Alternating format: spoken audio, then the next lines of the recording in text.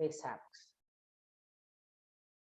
Carlos, buenas noches, bienvenido a este encuentro de Azocopac de humanización. Muchísimas gracias por tu participación, bienvenido y el auditorio es todo tuyo. Muchísimas gracias, doctora. Gracias a todas y todos los que se conectan esta noche. Saludos desde la Ciudad de México. Yo platicaba con la doctora que Colombia es un país muy, muy especial para mí.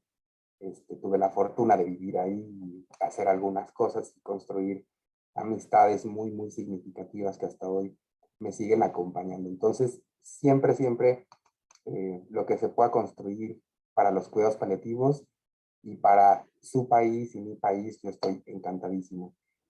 Me voy a permitir, doctora, compartir pantalla. No sé si puede ayudarme haciéndome anfitrión para que pueda compartir. Ya te doy el permiso aquí de compartir. Gracias. Si alguien quiere prender su cámara, a mí me va a encantar que nos podamos ver, siempre y cuando esté bien para ustedes, ¿ok? Sí, para nosotros está perfecto.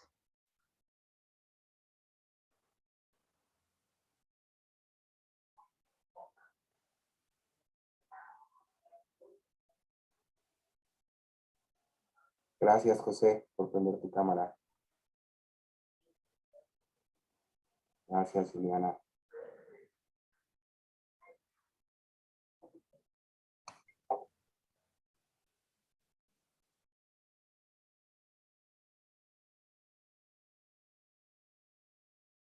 Ahí pudiste compartir.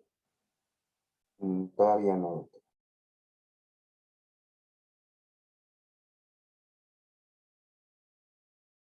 Ahora sí. Ahí ven mi pantalla, ¿verdad? Sí, perfecto.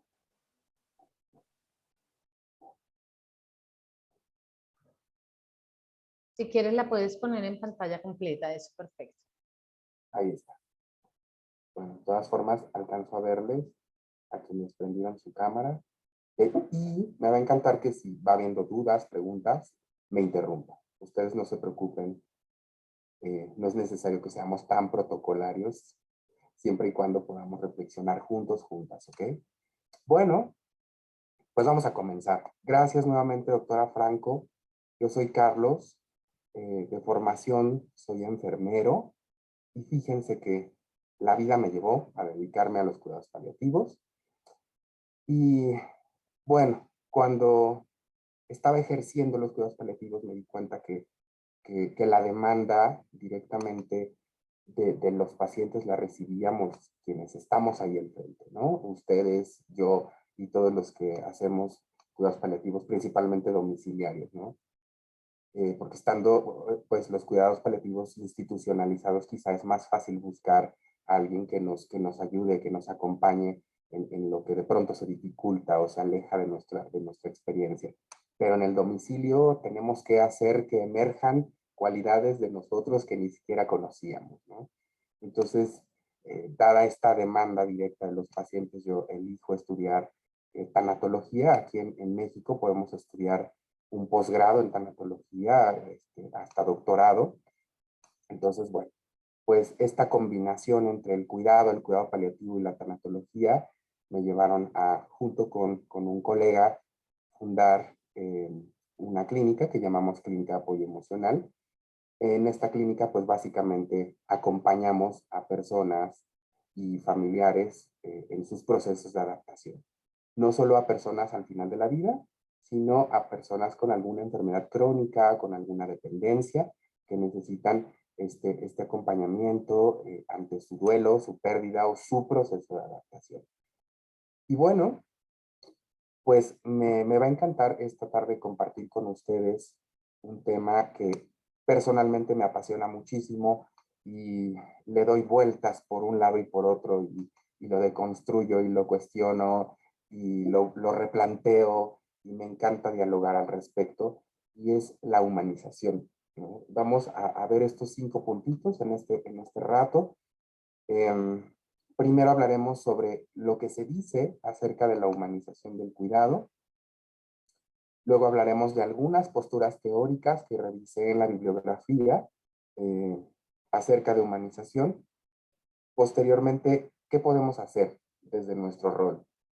Como desde lo que cada una de ustedes hacen en sus trabajos, ¿qué podemos hacer para cumplir con esto que venimos llamando humanizar la práctica? Por último, vamos a leer una narrativa y al último haremos un cierre y pues si alguien tiene alguna reflexión o un aporte al final, lo haremos, ¿de acuerdo? Sin embargo, las dudas me encantará que me vayan interrumpiendo y las podemos ir aclarando, ¿ok? Pues bueno, vamos a comenzar con esto.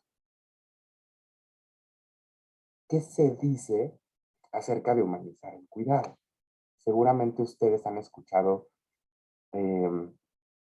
que humanizar significa volver a ver al otro como un ser humano, ¿no? Como si en algún momento hubiéramos dejado de verlo como un ser humano, o como si pudiéramos vernos como algo distinto a lo que somos. Es interesante como yo lo voy planteando a modo de pregunta, ¿no? ¿Cómo estamos comprendiendo y conceptualizando esta idea de humanizar el cuidado? ¿No? Eh, esta, esta, esta parte a mí me gusta muchísimo porque alguna vez reflexionando con unos profesores decíamos, ¿para qué? O sea, ¿para qué hablamos de humanizar? ¿Es posible hablar de humanizar algo que nace de humano a humano? ¿Por qué tendríamos que estar hablando de humanización cuando somos personas que nos dedicamos a cuidar a personas, a acompañar a personas, a, pues en sus procesos de recuperación o en su muerte, ¿no? Entonces, si humanizar no representa volver la mirada al otro como un humano, entonces, ¿qué significa? Y entonces se ha venido construyendo una idea de humanización compleja, ¿no? Yo lo vivo en la práctica, por ejemplo, hay colegas que nos dicen, ah, qué bueno que vienes tú, porque creo que este paciente sí necesita esta parte humana, ¿no? Y entonces eso me hace ir dando cuenta que los colegas, las colegas, quizá entienden la humanización como algo que se aleja de sus posibilidades, como algo para lo que necesitaríamos muchísima formación, ¿no? Necesitas 3 posgrados y un doctorado para poder humanizar tu práctica. Eso es lo que yo observo, ¿no? En los colegas, en las colegas, que lo ven complejo, que lo ven lejano, que lo ven difícil. Y entonces, el reto es que entendamos cómo desde nuestro sitio podemos tener acciones, conductas, comportamientos que representan humanizar el cuidado y que no necesariamente eh, lo hacemos desde esta idea compleja, ¿no?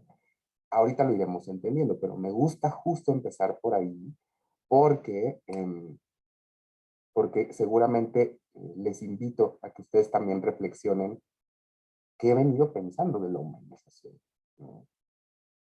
Quizá no tenemos esa claridad conceptual de qué significa humanizar. Y seguramente les pasa, sé que la mayoría de ustedes se dedican a los cuidados paliativos y a quienes nos dedicamos a los cuidados paliativos nos dicen, es que ustedes son más humanos, es que ustedes sí ven la parte humana.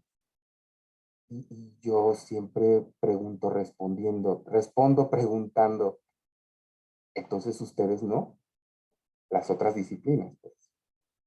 Entonces ustedes, ¿cómo lo están entendiendo?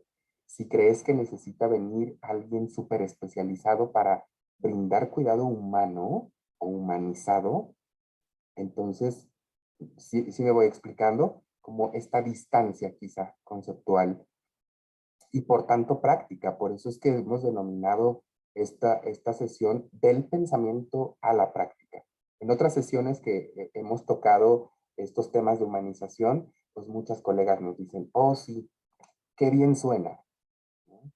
Pero qué complejo es llevarlo a la práctica. Y se vuelve a quedar en el pensamiento, se vuelve a quedar en la idea, se vuelve a quedar como en una gran posibilidad, ¿no? Como en, uy, quizá en algún lugar del mundo suceda el cuidado humanizado, pero yo no soy capaz de.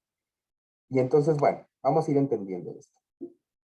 Les decía hace un momentito que revisé algunas posturas teóricas, ¿no? Justo nada más para dar como un fundamento, pero creo que lo esencial está en esta parte, en la tercera parte, en donde veremos cómo acciones pequeñas desde mí pueden contribuir a que el cuidado se humanice, ¿ok?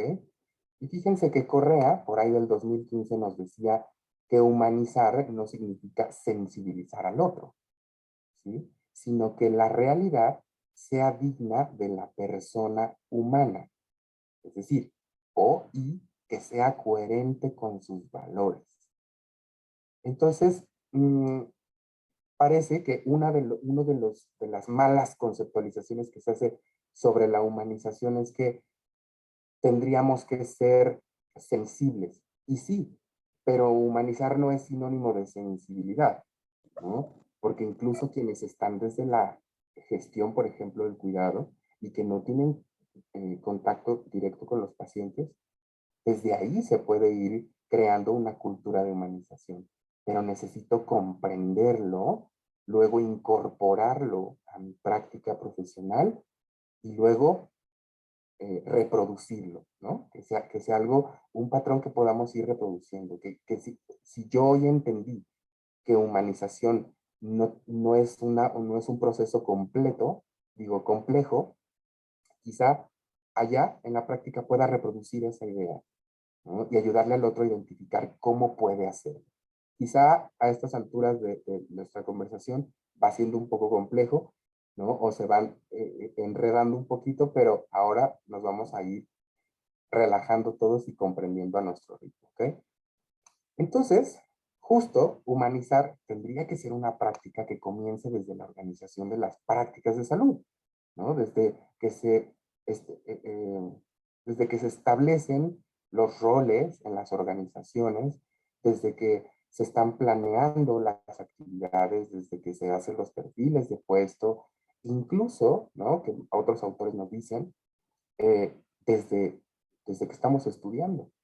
Hubo un artículo bastante interesante donde les preguntaban a estudiantes de enfermería su percepción acerca de la humanización del cuidado o del cuidado humanizado. Y en este artículo concluyeron que los estudiantes tienen esa concepción de lo que es humanizar el cuidado o el cuidado humanizado, pero la van perdiendo en tanto se integran a la práctica profesional. Fíjense qué curioso, porque tendría que ser al revés, ¿no? Alguien que se formó tendría que llegar a un espacio en donde ya puede ejercer, en donde es fértil, pues, el ejercicio del cuidado humanizado.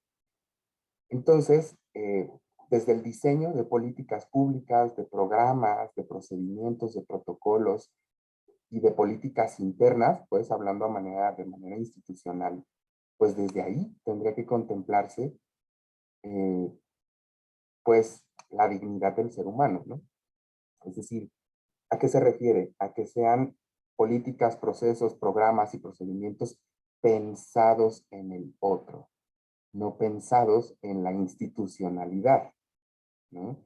Y quizá muchos, el sistema nos lleva a eso, a pensar más en el sistema que a pensar en el objeto de nuestra intervención, el objetivo de nuestra intervención, que pues es el paciente y su familia, ¿no? Entonces, miren, aquí está otra referencia. Genovés propuso que hay 3 categorías básicas para implementar cuidados humanizados en equipos e instituciones, ¿no? Ok, Carlos, ya nos dijiste que desde la planeación, que desde la elaboración de programas, pero ¿cómo? Este autor nos dice que tendría que haber 3 grandes grupos importantes. La atención directa a quienes pues se dedican a la atención directa de pacientes y familia, porque son quienes representan la experiencia para el otro, ¿no? O sea, en este caso enfermería, en su mayoría, ¿no? Somos quienes representamos el cuidado, es decir, somos la cara del cuidado ante el paciente. todos los procesos, políticas, procedimientos, etcétera, si nosotros los manejamos y los proyectamos hacia el paciente, pues somos ese vínculo con lo que sucede atrás y lo que vive el paciente, ¿no? Somos el medio de la experiencia. Y entonces dice que otro gran equipo tendría que ser un equipo que tenga que ver con la relación de equipos, ¿no? O con la relación entre equipos profesionales. Que justo parece que ahí es como donde hay quizá una confusión ontológica, ¿no? Porque yo que no escuchaba a un médico, por ejemplo, decir, pues es que las enfermeras son más como humanas, ¿no?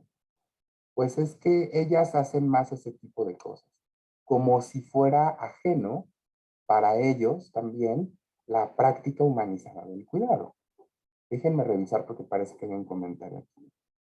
Ah, ok. Alguien pidió su link de asistencia. Y número 3, esta categoría número 3 que propone Genovés es las condiciones institucionales. Esto me parece básico, básico, básico.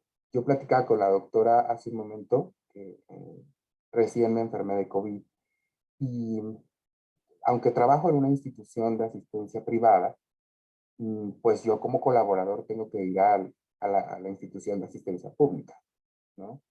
Entonces, había en donde asistí, pues un triage respiratorio fuera de la clínica y empezó a llover y a todos nos dejaron ahí. Y la mayoría, bueno, todas las personas que estábamos en ese triage estábamos por COVID o porque se sospechaba de COVID.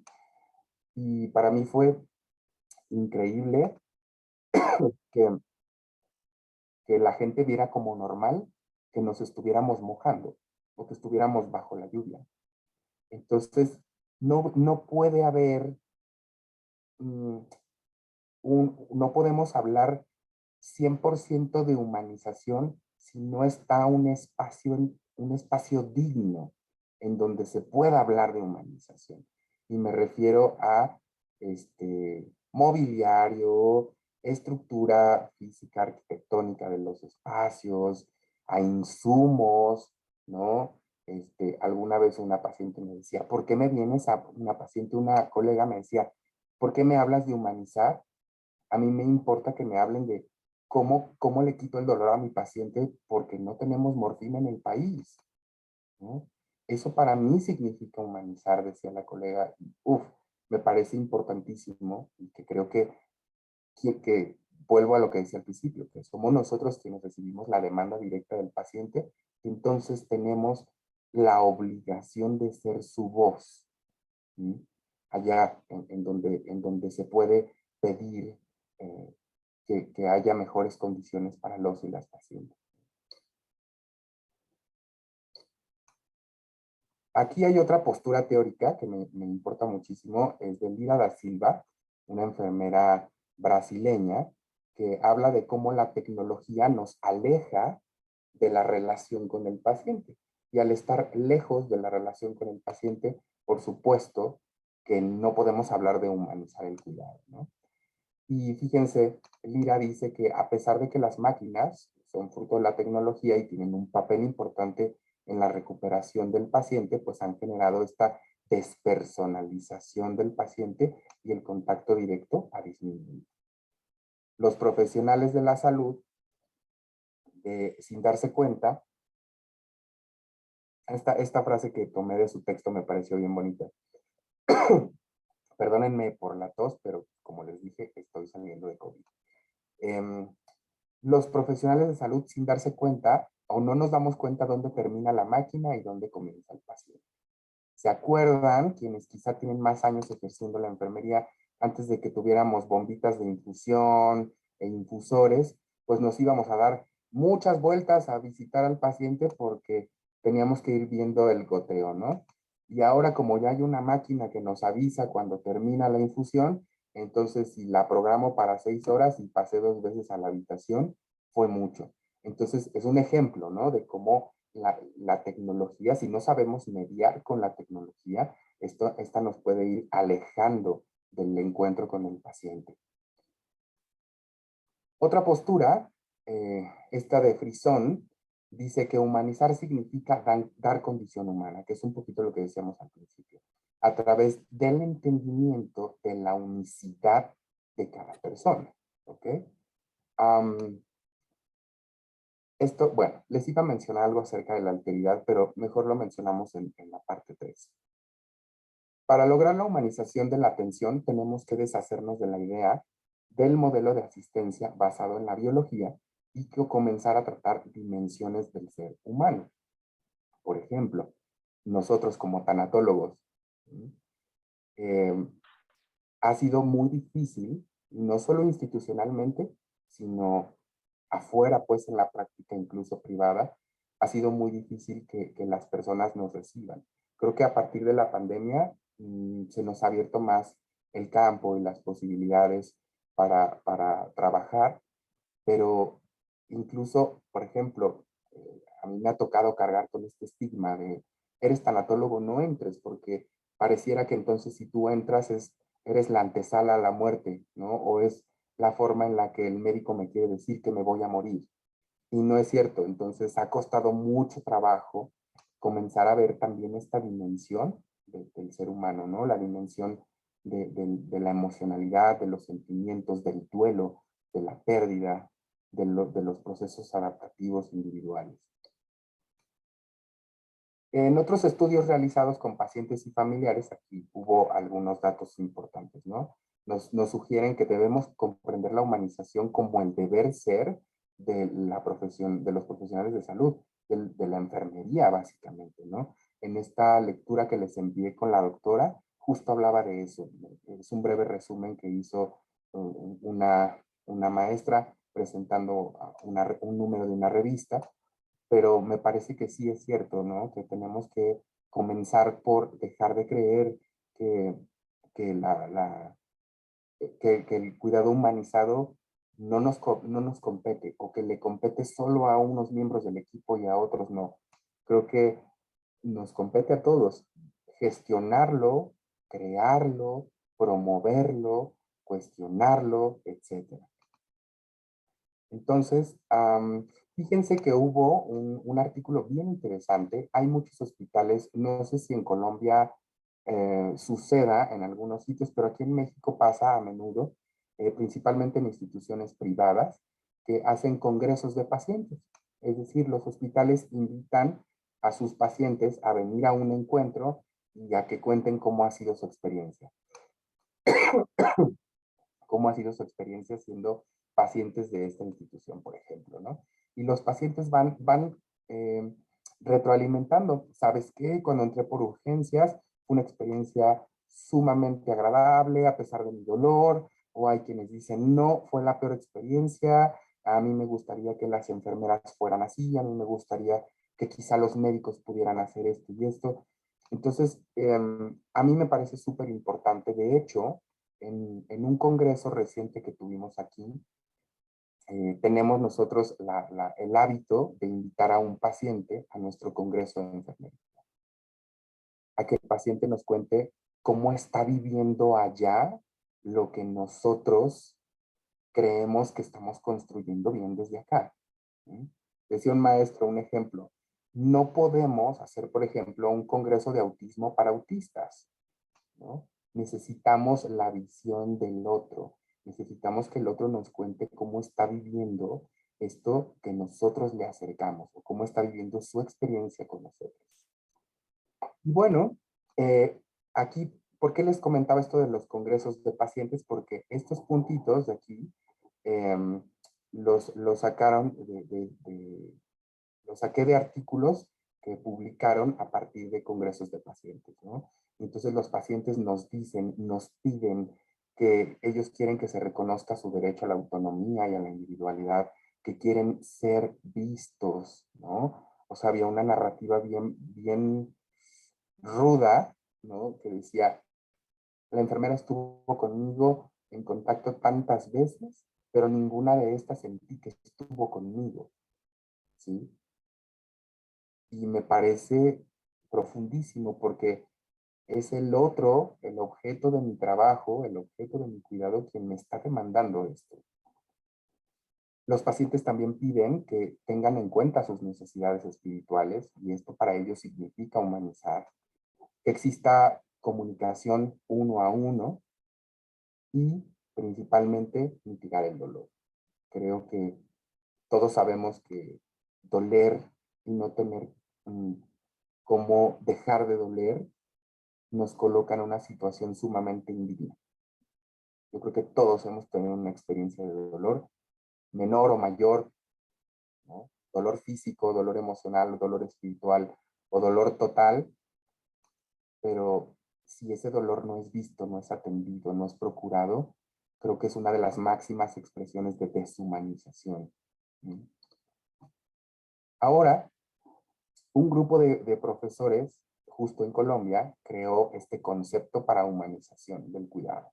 Me parece interesante porque entonces le va dando estructura a este pensamiento. ¿Se acuerdan que al principio decíamos, quizá nos perdemos entre comprender qué sí es y qué no es la humanización del cuidado? A mí me parece muy interesante citar este concepto de estos profesores. Cuidado humanizado es el acto de cuidar al individuo, la familia y la colectividad a partir del reconocimiento del otro como igual a mí, en cuanto a su dignidad de ser humano, reflexionando acerca de sus necesidades de salud, de cuidado y de sus respuestas a esas necesidades, asistiéndolo a partir del respeto por los imperativos éticos en aquellas en las que se encuentre deficitario, promoviendo dentro de las posibilidades la recuperación pronta del autocuidado. A mí me pareció un concepto súper claro, conciso y que por supuesto hace referencia a lo que nosotros como enfermeras, enfermeros hacemos diario, ¿no?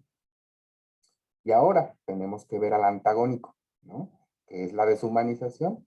Hay alumnas que me dicen, ay, profe, qué pecado, me siento más identificado cuando habla de deshumanización que cuando habla de humanización. Y yo le digo, no, está bien que lo reconozcas, porque por aquí podemos comenzar entonces, ¿no?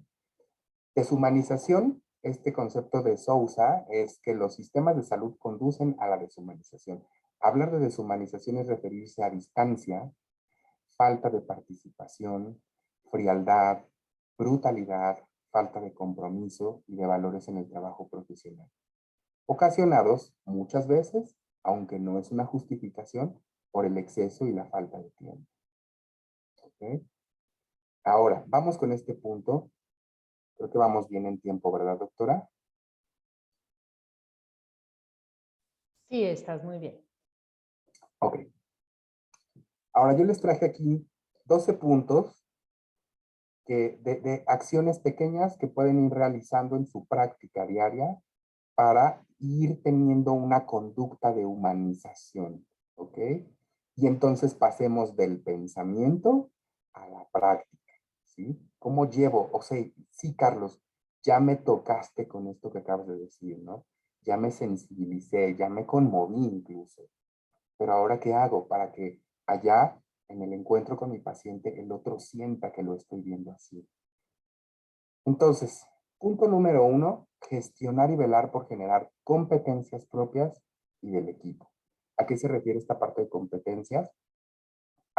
Ok, justo este ejercicio que estamos haciendo ahora, ¿sí? Si mi equipo de domiciliario de cuidados paliativos o mi equipo institucionalizado de cuidados paliativos no sabemos qué significa humanizar, entonces vamos a generar un espacio en donde podamos reflexionar juntos sobre qué significa.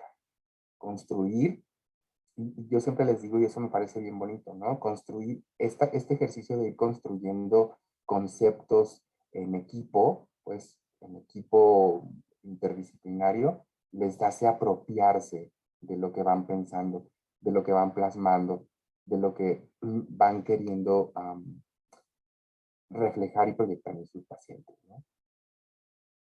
Entonces, bueno, esto.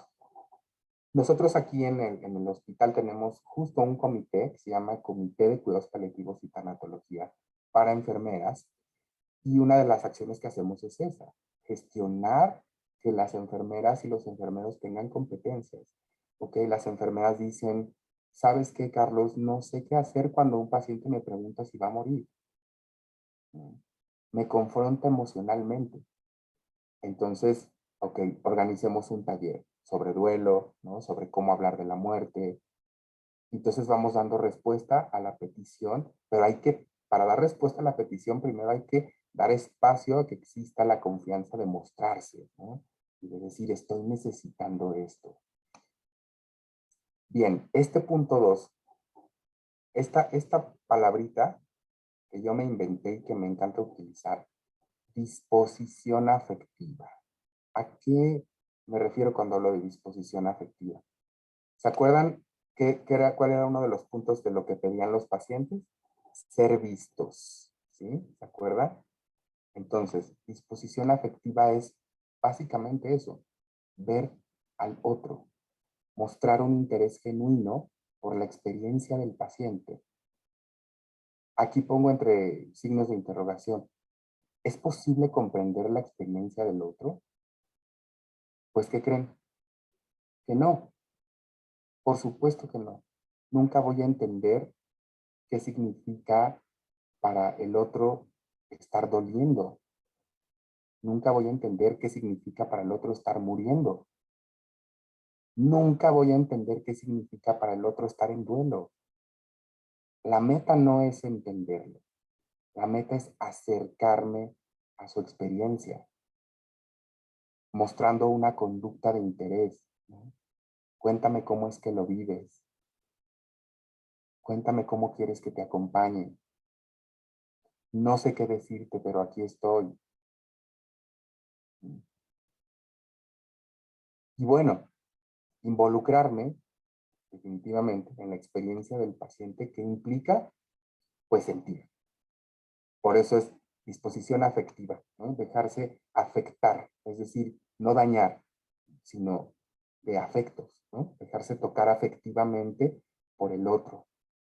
Y eso me parece muy bonito. Ahorita vamos a leer una narrativa donde justo, ¿no? Como esta parte de la demanda de los pacientes nos va haciendo crecer como profesionistas, ¿no?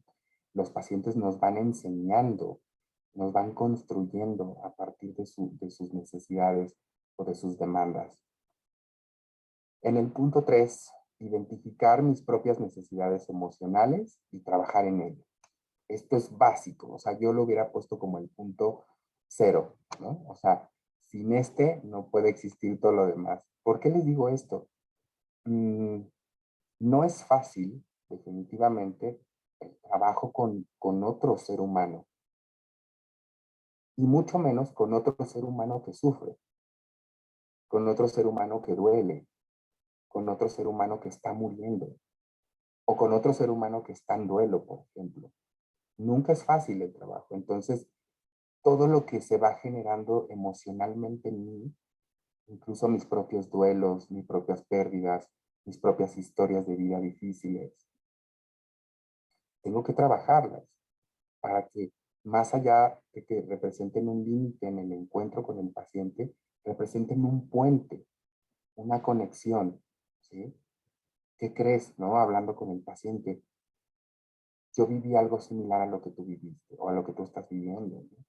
Yo también sufrí la pérdida de mi familiar. Yo lo viví de esta forma. ¿Cómo lo vives tú? ¿Sí? Y bueno, este mito que hay o que existe de que, por ejemplo, aquí en México se dice mucho, entrando al trabajo, te olvidas de la casa y regresando a casa, te olvidas del trabajo. Y yo les digo, pero qué violento, eso no se puede, ¿no? Eso no se puede, es imposible no llevarse impregnado la experiencia con un paciente a mi casa. Es imposible que yo no me lleve a mi trabajo un disgusto que tuve en familia. Entonces, comprendamos primero que todo eso me constituye, me pertenece, para que entonces podamos trabajarlo. Porque entonces, si creemos que es posible escindir nuestras experiencias, pues nos sometemos a mucho más estrés, ¿no? Porque entonces me siento incapaz de estar estable, porque entonces me siento incapaz de desconectarme de afuera para poder estar acá. Es mucho más frustrante. Luego, en el punto 4, buscar el contacto a través de acciones pequeñas. ¿Sí? A veces cuenta una enfermera, una colega siempre cuenta una historia que a mí me conmueve mucho, ¿no? Un paciente suyo en el área de COVID no comía lo que le llevaban, no se lo comía. Y entonces nadie tenía el interés de preguntarle, ¿por qué no te comes esto que te traen? Solamente decían, no comió, no quiso, ¿no? Y entonces una de las muchas enfermeras que había pasado por la habitación, se le ocurrió preguntar, oiga señor, ¿por qué es que usted no come? Pues es que no me gusta el huevo, ¿no? No me gusta esto que traen. Ah, bueno, pues entonces le pedimos algo distinto. Y el paciente respondió, ¿eso se puede? O sea, ¿puedo elegir? Y la enfermera lo cuenta como triste y enojada, ¿no? Diciendo, ¿cómo es posible que en 2 días nadie le dijera que puede elegir su comida? Que nadie se interesara. A eso se refieren los pacientes cuando piden ser vistos, ¿no? Pero la enfermera está centrada en, pues el paciente, en hacer un registro clínico perfecto en donde pueda justificar que el paciente no quiso comer, ¿no? Pero está lejos de la experiencia de por qué no quieres, ¿no? Está lejos de interesarse en lo que el otro va necesitando. Bien, punto 5. Intencionalidad en el cuidado y el acompañamiento. ¿A qué se refiere la intencionalidad?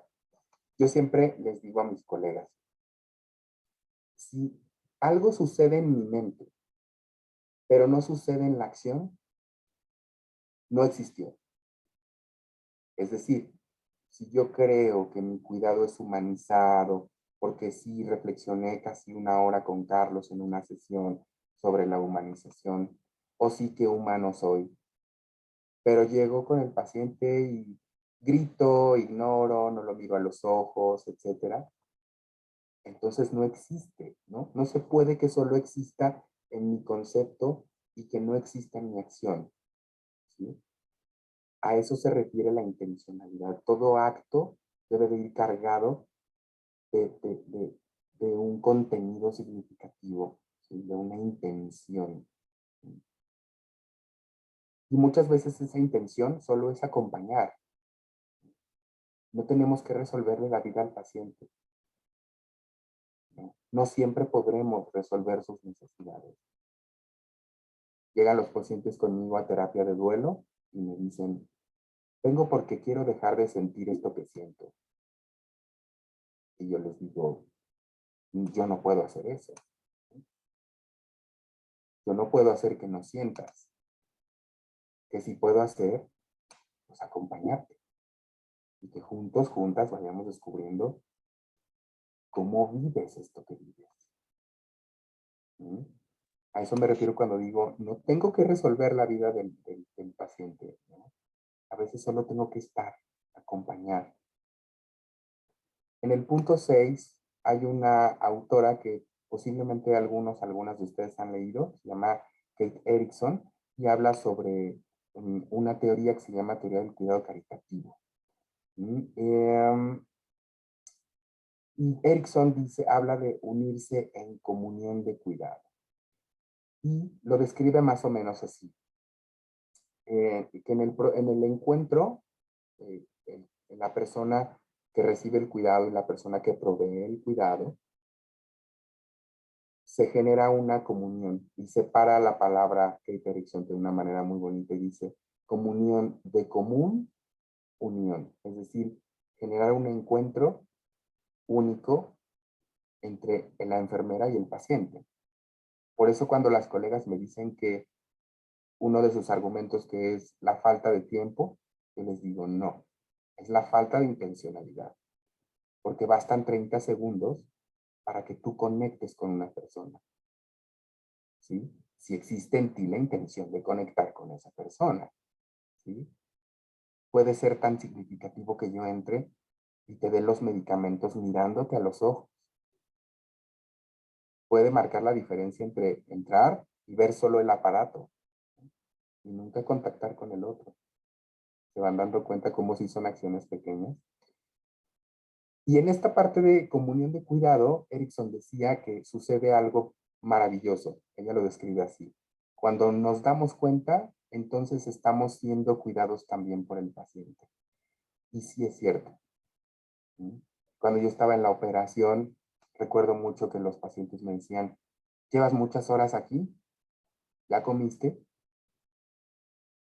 Carlos, te he visto todo el día, todos los días. ¿No estás cansado? Deberías descansar. Y otros pacientes que pedían comida para ellos y para nosotros. Y entonces se genera esta frecuencia de cuidado de la que habla Erickson, ¿no? En una común unión, donde no hay jerarquía, donde tanto yo te cuido como tú cuidas de mí. Se vibra en el cuidado. Punto 7. Reconocer y respetar en el otro una alteridad. Involucrarlo en la toma de decisiones que tienen que ver consigo. Esto, aparte de ser un derecho de los pacientes, ¿no? Es como un recordatorio. Por favor, involucren a los pacientes en la toma de decisiones que tiene que ver con ellos mismos, ¿no? Me decían unas colegas, ¿por qué para todo le pides permiso al paciente? Porque es su cuerpo. ¿No? ¿Me permites tocarte? ¿Me permites, te voy a dar un piquete? ¿No? ¿Me dejas acercarme? Oye, me dan ganas de darte un abrazo, ¿puedo? ¿Sí? Que el otro esté a nuestro o bajo nuestro cuidado no nos da autoridad sobre su cuerpo. ¿Sí? Y esa es una de las formas más violentas de acercarse al otro. Entonces, punto 8, suspendo mis juicios ante el otro. ¿Qué significa esto? Por ejemplo, si un paciente que está terminal dice, cuando me recupere, voy a irme a pasear, no le voy a decir, ay señor, pero usted no se va a recuperar, ¿no? Suspendo mi juicio. Quizá no tengo que decir nada, sino, ah, ok, ¿y qué harías si fueras allá donde dices que quieres ir? ¿Alguien prendió su micrófono por ahí? Creo que no, ¿verdad? Ok, bueno, vámonos más rápido que se nos acaba el tiempo. Punto 9, cada experiencia es única.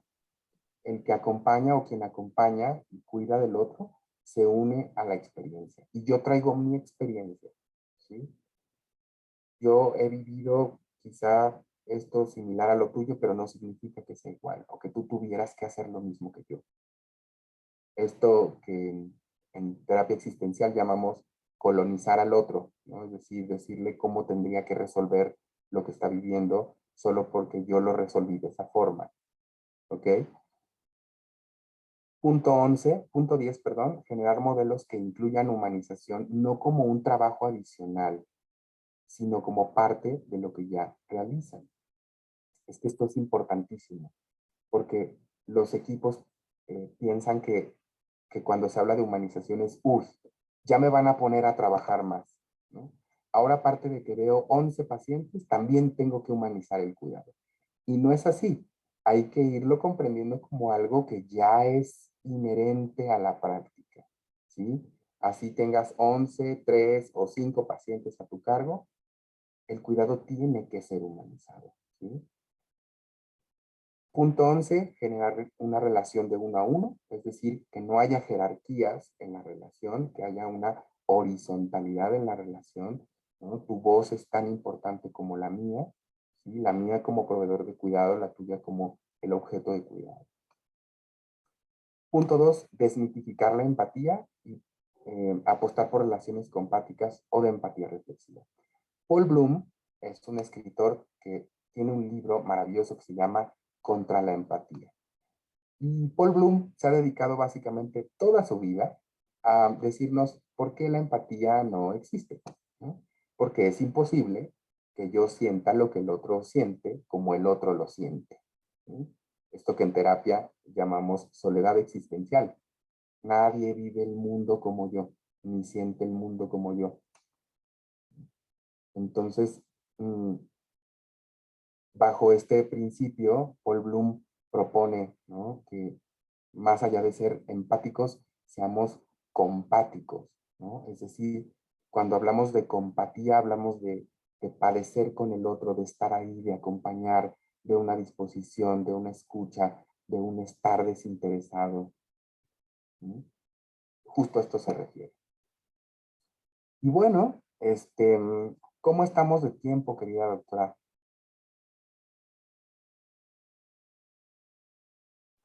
Qué pena, es que tengo el micrófono silenciado. Estamos muy bien. Perfecto. Entonces, les leo una narrativa que traigo para el cierre y luego ya damos paso a escucharles por si tienen algo que decir. Bien. Quiero leerles esta narrativa. La autora es Beatriz Sánchez Herrera, es una enfermera colombiana, por cierto.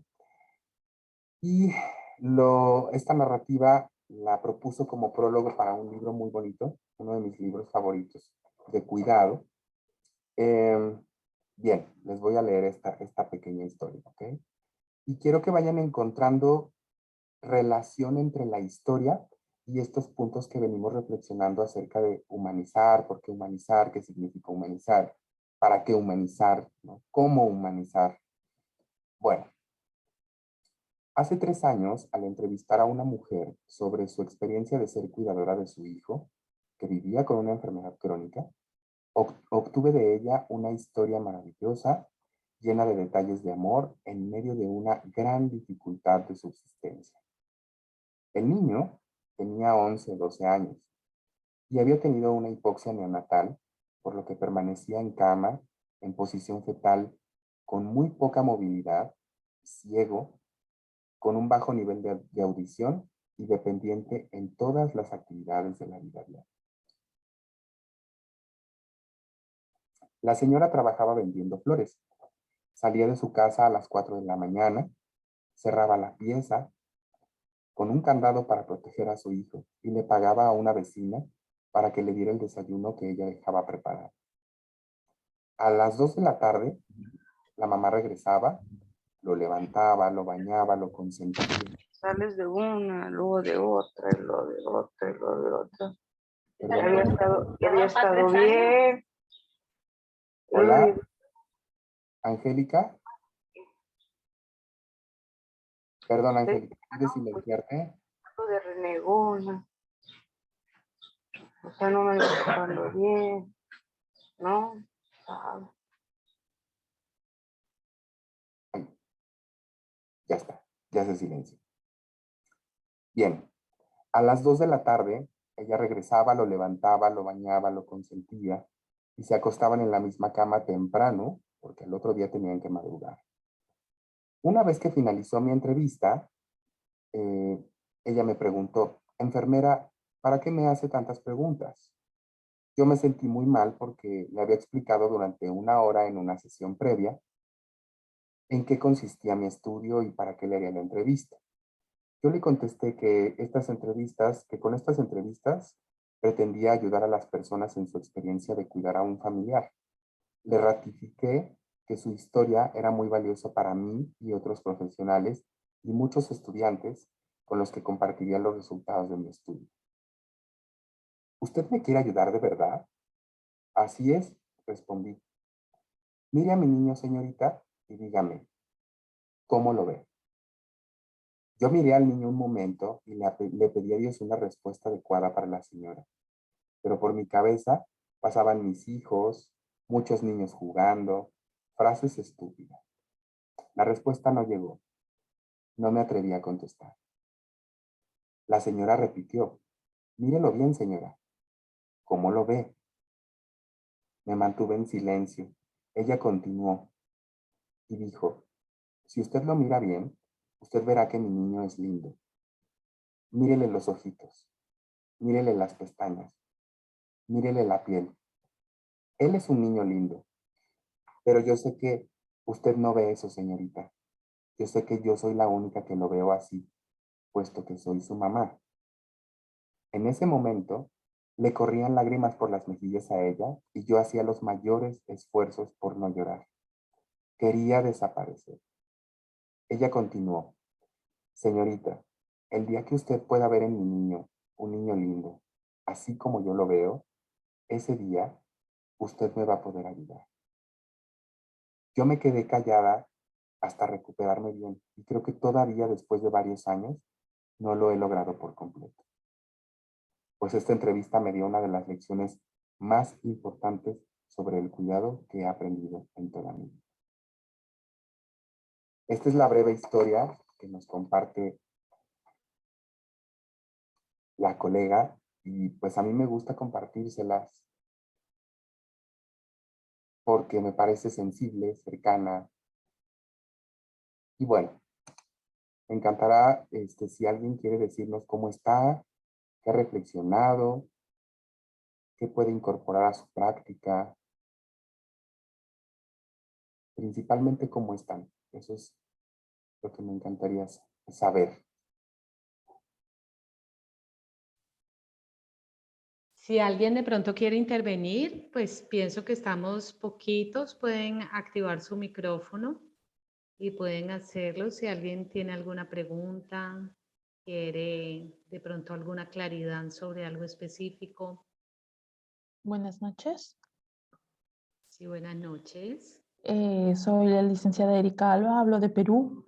Bueno, solamente como un comentario, ¿no? Yo trabajo en un área de medicina, de hospitalización, medicina interna y especialidades donde llegan bastantes pacientes terminales, tanto oncológicos como no cirróticos, pacientes renales, y donde se ve bastante el sufrimiento tanto de la familia como del mismo paciente, porque muchos son dados de alta, pero para llevar de la mejor manera la finalización de vida del paciente, ¿no?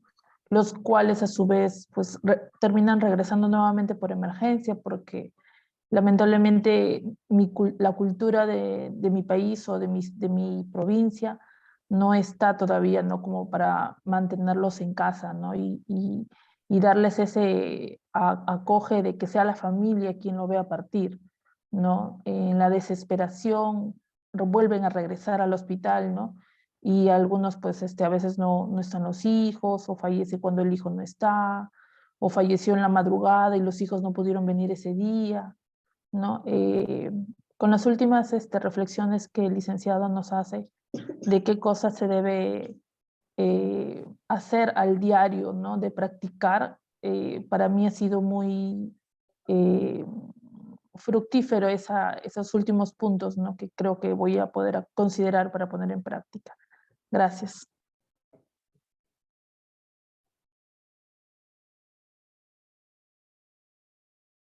Muchas gracias, Erika. Esa es la idea de estos encuentros, que podamos tomar las cosas que más podamos de estas experiencias y de estos conocimientos que tienen para poder ponerlas en práctica. ¿Alguien más quiere de pronto comentar algo? Hola, buenas noches. Margot, buenas noches. Mi nombre es Margot, yo soy enfermera paliativista del Hospital Max Peralta de Cartago, en Costa Rica, y realmente agradezco demasiado esta charla que nos está dando Carlos, porque nos sensibiliza, creo yo, para dar lo mejor de nosotros como seres humanos, ¿verdad? Porque eso que dice es muy cierto. Cuando somos estudiantes tenemos como ese deseo de cuidar, de amar, etc. Pero mucha gente habla esto hasta en el hospital. ¿Cómo nos vamos perdiendo con las máquinas? Dejamos de ver al paciente como persona. No sé, eso tal vez nos deshumanizamos por el tiempo, el cansancio, no sé. Y vieran que yo le doy gracias a Dios por el trabajo que tengo, porque amo lo que hago y me encanta llevar ese tipo de cursos, porque es como que me vuelve a recordar por qué yo me hice enfermera paliativista, porque me encanta el cuidado del paciente y mucho más el paciente al final de la vida. para mí es una bendición y sé que muchos de los que estamos en esta charla sienten eso que yo siento. Le agradezco mucho, Charlie, de verdad, su experiencia y todo lo que nos está diciendo nos vuelve al cauce. Gracias. Gracias a ustedes, Margot.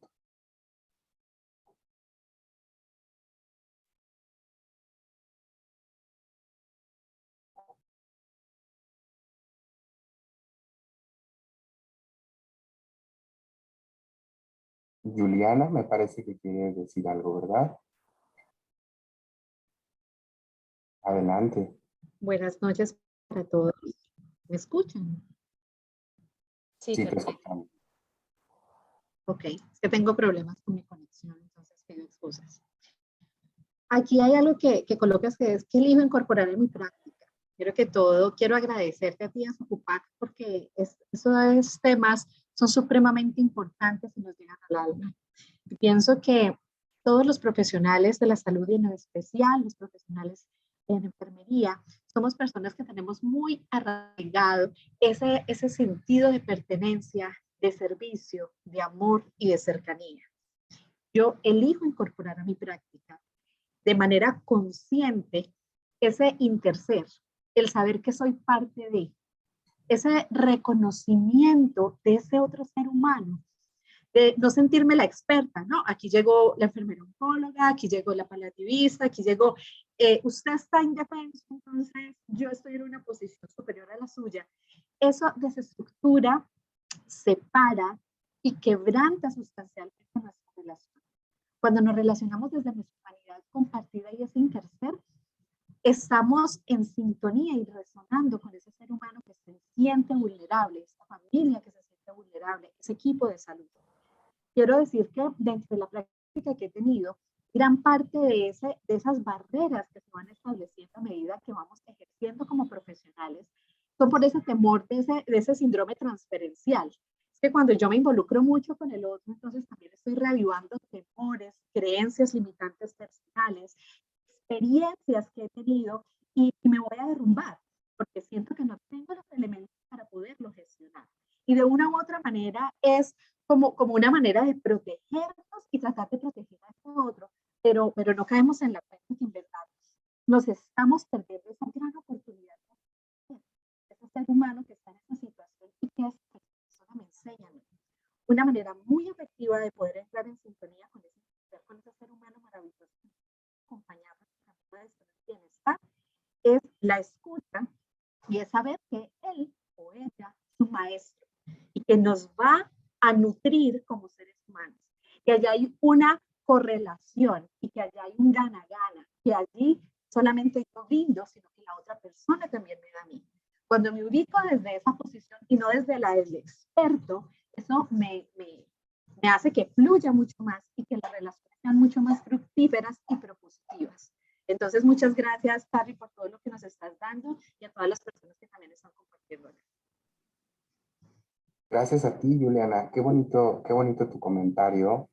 Me parece que no hay forma de que exista el cuidado si no existe la co-construcción, ¿no? De que existamos los dos y de que haya un espacio para que habitemos los dos, ¿no? Un espacio seguro, pues para que habites tú con el otro a quien acompañas. Muchas gracias, Juliana. No sé si alguien más quiere hablar. Si nos pasamos de tiempo, usted nos avisa, doctora Marta, por favor. Tranquilo, tranquilo, no te preocupes. Bueno. Bueno, las demás, no sé si quieran aportar algo.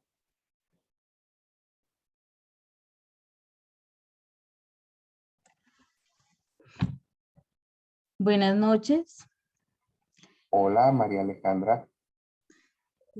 Pues agradecer mucho estos espacios que realmente nos ayudan a crecer y a conocer. Hago parte de una IPS en Colombia, soy la consejera espiritual y cuando hablaba de la parte de duelo, me parece fundamental ese acercamiento a cada una de las personitas que con tanto sinceridad abren su corazón, ¿no? Abren todo su ser para poderles apoyar y ayudar desde su realidad en nuestro poco escaso como aprendizaje, porque creo que cada día se aprende más, cada día se conoce más y cada día es un nuevo amanecer tanto para ellos como para nosotros. Entonces, agradezco enormemente estos espacios. Quisiera preguntar qué posibilidad hay de tener las diapositivas o la grabación, no sé. Gracias, María Alejandra. Si quieren la información, yo se la comparto a la doctora Marta, pero imagino que tienen acceso a la grabación, entonces, no sé. Usted díganos, doctora. Sí, la grabación queda, yo les apunté allí el canal de YouTube, que es Paliactivos. La grabación quedará pues esta mañana en el canal de la asociación. Y allí pueden ya mañana consultarla nuevamente. Y ya las diapositivas sí lo dejo a Charlie si las desea compartir, o si usted quiere podemos poner también su correo, no sé, como desee. Sí, claro, sin problema, yo se las comparto. De hecho, la última lámina es justo donde les dejo mi contacto, ¿no?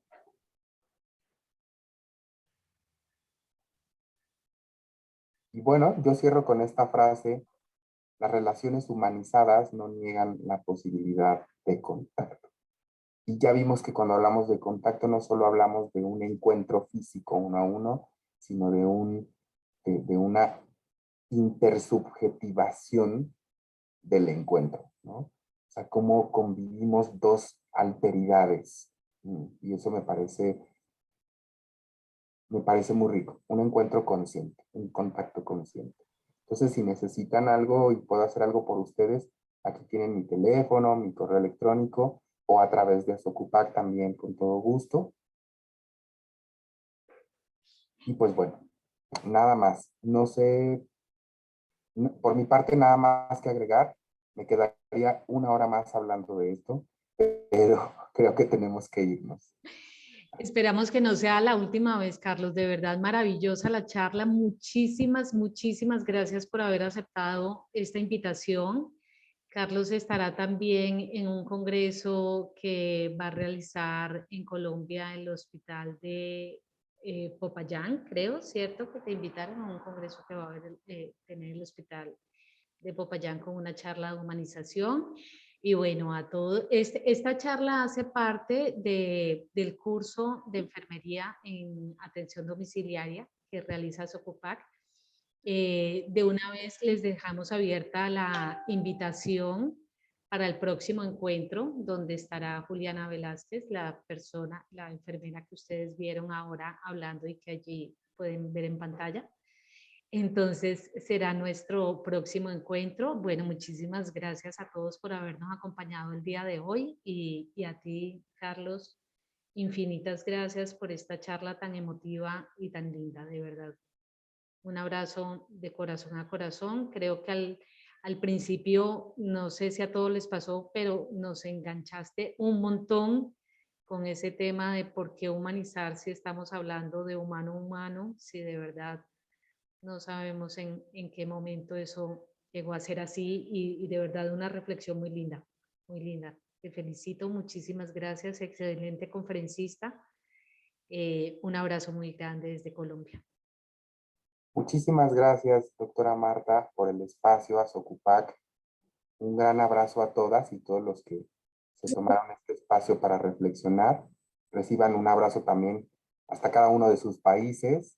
Y pues bueno, esperamos encontrarnos en otro espacio muy pronto. Muchas gracias. Un abrazo, saludes a todos y buenas noches, que descansen. Hasta luego.